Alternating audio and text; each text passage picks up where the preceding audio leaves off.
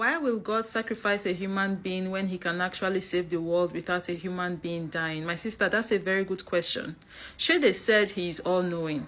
He could have literally just snapped his finger like that and all the problems would have been solved.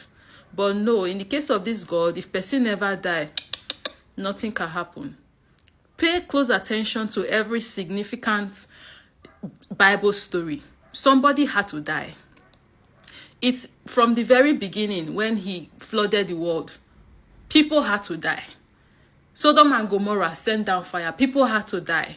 Free the slaves from Egypt. Kill all the firstborn sons. Blood must be shed. I keep wondering, what is the deal with this God and killing people? What is the deal with this God and shedding blood? Why must blood be shed at every single turn when there is something that that's going on and they need to be changed? Why must blood be shed? I keep asking this question. Every single time I can't have an answer.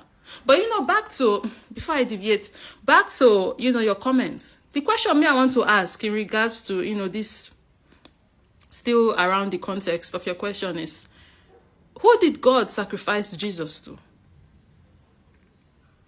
He loved the world so much, he sacrificed his only begotten son. So who? To himself? Because he could not have been sacrificing his only begotten son to someone else, to another God.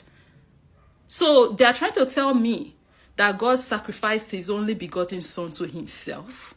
Does that make sense? Then after sacrificing this son of his, he's constantly holding it over our heads, talking about how way I did it for you. For who? Now me saying, man, you kill your picking. All-powerful God, he could have done this. Or hell, just thought about what he wanted and it will come into fruition. But no, let's go down to earth, find a 14-year-old virgin, impregnate her, wait for her to birth the child, wait for the child to grow up, and then kill him. The fuck? And the crazy thing about this whole Jesus story to me is that he supposedly came down to earth to die for our sins, but somehow there is still sin.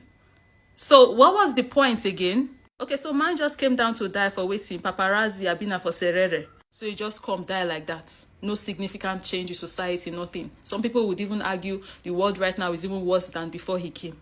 But back to this whole Jesus coming and dying for their sin, because not before my sin, he called that. You cannot put his blood on my head.